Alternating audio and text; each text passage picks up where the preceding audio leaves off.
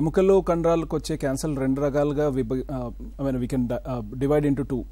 ఒకటి స్వతహాగా ఈ క్యాన్సర్లు ఎముకల్లో లేదా కండరాల్లో వచ్చే క్యాన్సర్ని ప్రైమరీ ట్యూమర్స్ అంటాం. రెండోది సెకండరీ ట్యూమర్స్. సెకండరీ ట్యూమర్స్ అంటే వేరే అవయవాల్లో వచ్చే క్యాన్సర్లు ఈ ఎముకకి లేదా కండరాకి పాకితే దాన్ని సెకండరీ క్యాన్సర్స్ అంటాం. ఇందాక మీరు చెప్పినట్టుగా ఈ మధ్య కాలంలో చాలా మనకి క్యాన్సర్స్ అనేవి పెరుగుతూ ఉన్నాయి. సో పెరిగినప్పుడు స్టేజ్ 4లో, స్టేజ్ 3, స్టేజ్ 4లో ఉన్నప్పుడు వేరే అవయవాలు ఇన్ దిస్ కేస్ బోన్కి పాకే ఛాన్సెస్ చాలా ఎక్కువ ఉంటాయి. అందుకనేసి ఈ మధ్య కాలంలో మనకి ఈ లేటెస్ట్ ట్రీట్మెంట్ల వల్ల ఈవెన్ క్యాన్సర్ పేషెంట్స్ కూడా లాంగివిటీ అంటే చాలా రోజులు బతకడం జరుగుతుంది. దాంతో మనం ఈ సెకండరీ బోన్ క్యాన్సర్స్ అనేవి చాలా ఎక్కువగా కనిపిస్తూ ఉన్నాయి. Coming on to the primary cancers.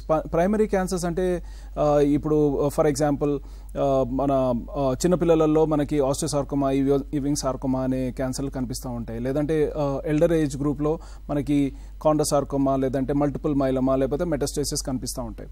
So ఈ క్యాన్సర్లుకి మన బ్రెస్ట్ క్యాన్సర్ లాగా, లేకపోతే మనకి ఈ స్టమక్ క్యాన్సర్ లాగా, లేదా లంగ్ క్యాన్సర్ లాగా ఒక కారణం వల్ల అనేది there is no direct relation అండి.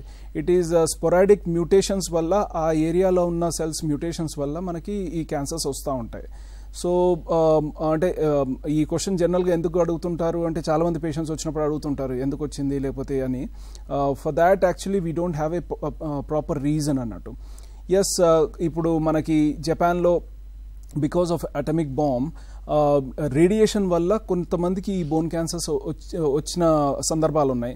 బట్ ఇన్ ఇండియా మనకు అలాంటి ప్రాబ్లం లేదు కాబట్టి ఇండియాలో మాత్రం స్పెసిఫిక్గా ఈ రేడియేషన్ వల్ల వచ్చే క్యాన్సర్స్ ఓన్లీ కొంతమంది పేషెంట్స్ ఇంతకుముందు రేడియేషన్ తీసుకుంటే దాంట్లో క్యాన్సర్లు వచ్చిన ఇన్స్టెన్సెస్ కొన్ని చాలా మైనర్గా కనిపిస్తూ ఉంటాయి.